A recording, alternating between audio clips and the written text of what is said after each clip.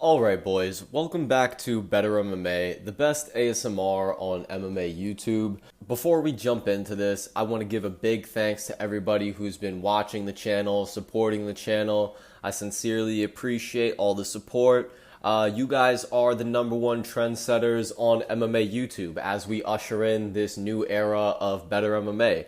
So thank you for being along for the ride. This video is a little bit different. As you guys know, I like to give you some more evergreen MMA content if possible. So today we have 5 slight changes that I would make to 5 fighters. This is not some sort of fantasy video where I'm saying, oh, the only thing Alexandre Pantoja needs to go on 12 title defenses is just to have elite cardio. I'm not asking these guys to bring something magical into their game that doesn't make sense for them to be able to acquire at this point in their career. I'm going to be giving these guys legitimate, sensible advice that they could implement in their MMA games today.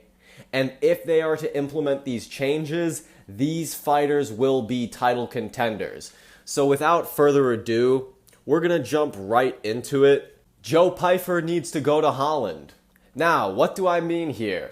What I'm trying to say is Joe Pyfer, who is known to be one of the hardest hitters in his division, he needs to start going to a real Dutch kickboxing school. If he can't go to a real Dutch kickboxing school, start working with Henry Hooft at Killcliff, okay? If you're not going to go all the way to Holland, at least get yourself a very well-learned Dutch kickboxing style striking coach.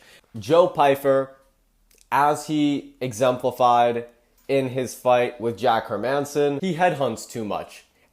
He's not used to throwing other strikes like leg kicks to the body or body shots to set up his strikes to the head.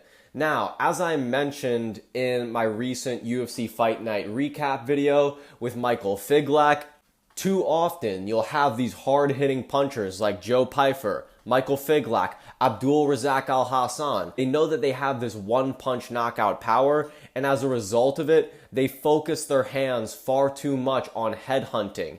And what this does is it creates very, very telegraphed, predictable striking patterns for their opponents to pick up on. So what I'm recommending for Joe Pyfer here is that he goes to a Dutch kickboxing school and he starts to adopt and implement a very strong kicking arsenal. Now, what I mean specifically is I want to see Joe Pyfer with a very strong lead leg teep kick. Now, this is going to do you favors, Joe Pyfer, because it's taking weight off of your jab. If you have a teep kick to set the range for you, when your opponents are trying to move in quickly as a way of getting past your teep kick, well, then you have the hands for them to run into, buddy. Imagine if we could see Joe Pyfer, who we know can hit hard. I'm sure the guy has decent hips. Imagine if we could see the guy throwing body kicks like he's Jorge Masvidal. That would be a beautiful sight to see. Joe Pyfer is an extremely physically gifted striker, and it is only a disservice to himself if he does not strengthen and sharpen the other tools in his game outside of his punches. Focus on your kicks, your teeps, your roundhouse kicks to the body, and of course your leg kick repertoire. And if Joe Pyfer is able to become and form himself into a legitimate elite kickboxer in the middleweight division, the sky is the limit for that guy. As of right now, Joe Pyfer is far too one-dimensional in terms of just relying on his hands. Next up is Bo Nickal. And my recommendation for Bo Nickal is to work with Javier Mendez and Islam Makhachev and go down to Florida and start working at the American Kickboxing Academy.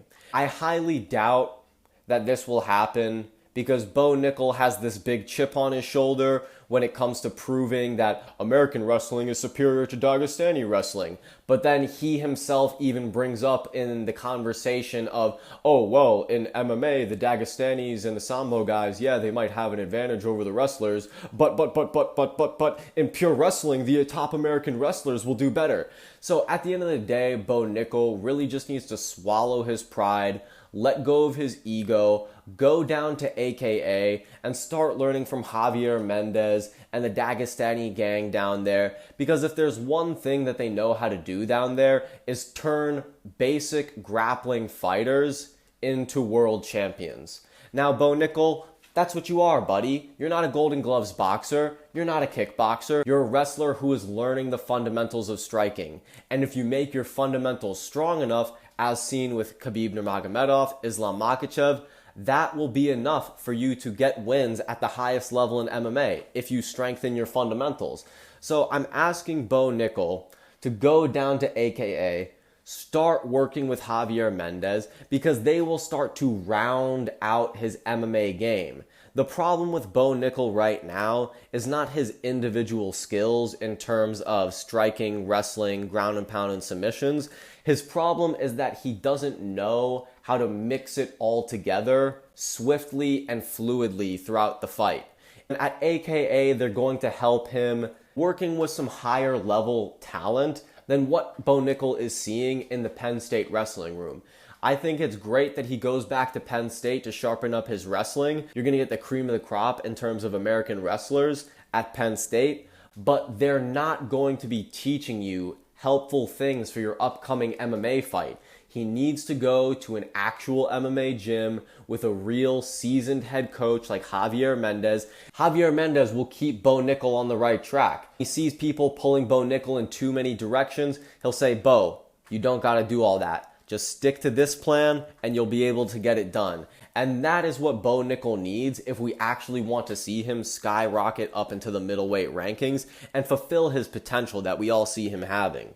Next fighter up. I'm coming at everybody's favorites, but this is no disrespect to them. This is only to help them improve in the future. Benoit Saint-Denis. Look, Benoit Saint-Denis has the fighter's heart and the fighter's spirit. There's nothing wrong with Benoit Saint-Denis when it comes to his mindset as a fighter. The problem with Benoit Saint-Denis is that he can't box to save his life. Benoit Saint-Denis fights with such a reckless abandon.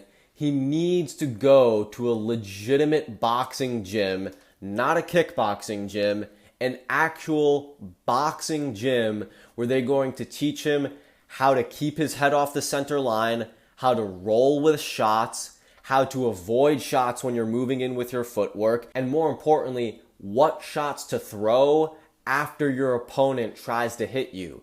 Benoit Saint-Denis too often charges in against his opponents and not only is just getting hit from the lack of defense and head movement, but it's very obvious that he doesn't know in terms of a muscle memory sense what shot he needs to throw after, let's say, his opponent hits him with a left hook or a right hook. He does not have the muscle memory ingrained in his body like someone like an Ilia Topuria, who can seamlessly roll off of their opponent's shots and then without any sort of pause in their movement, throw a counter shot back.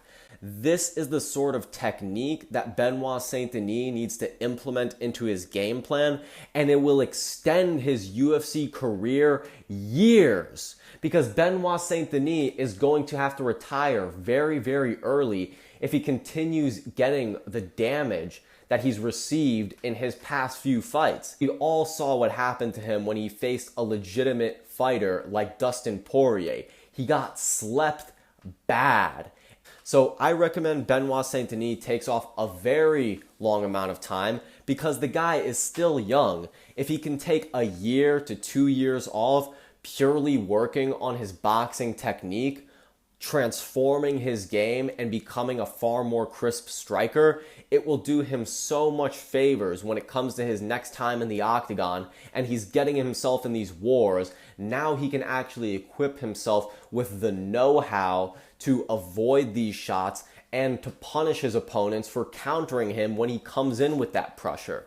So Benoit Saint-Denis, we all want to see him succeed. If you're a Benoit Saint-Denis fan, spam in his comments for that boy to join a boxing gym, because we all know his French trainers aren't doing him any good. No offense to the French trainers over there, but what famous French boxers can you name me?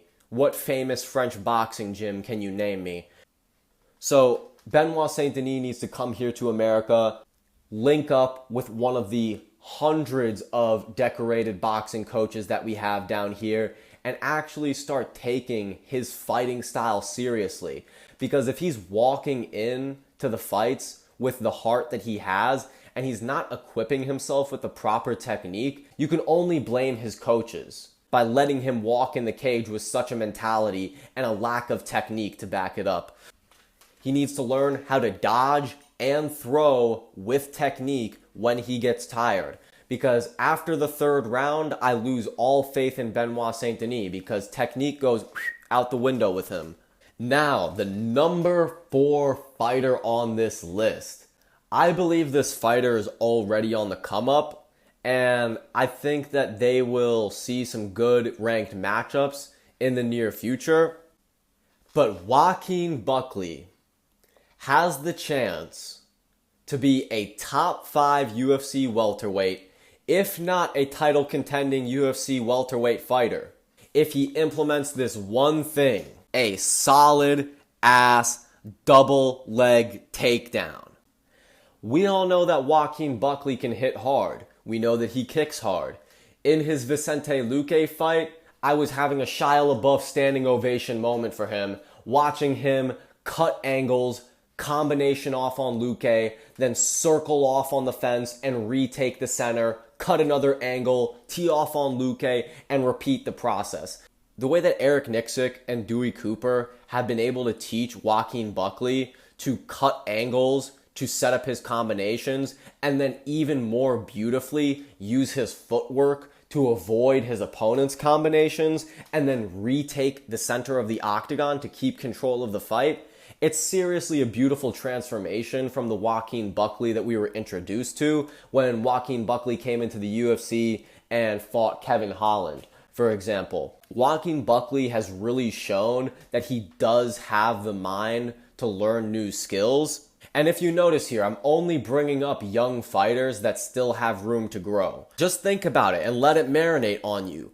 Joaquin Buckley has better striking than Belal Muhammad.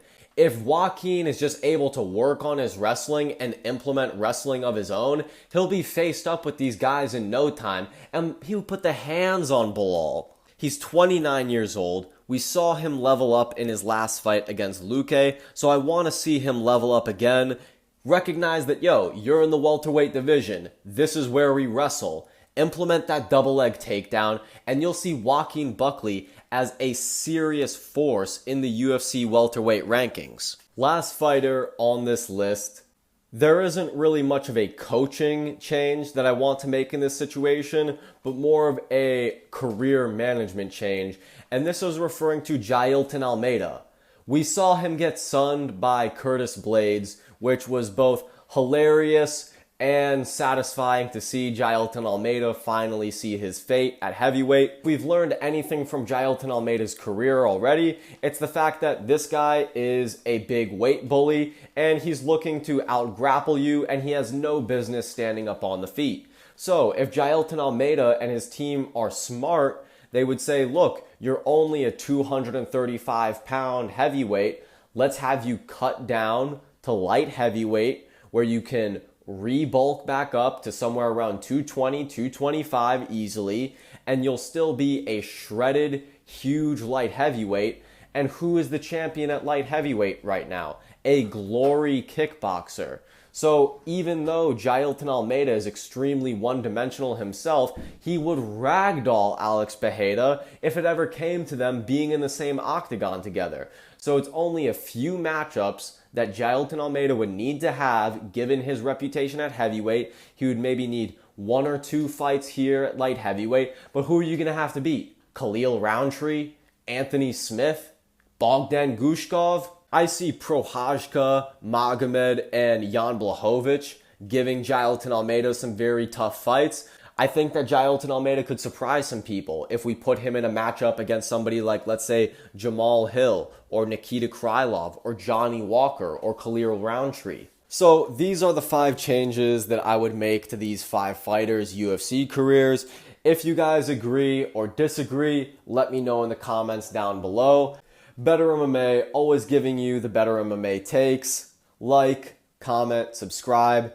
Thank you again for watching and supporting the channel. BettMMA out. Peace.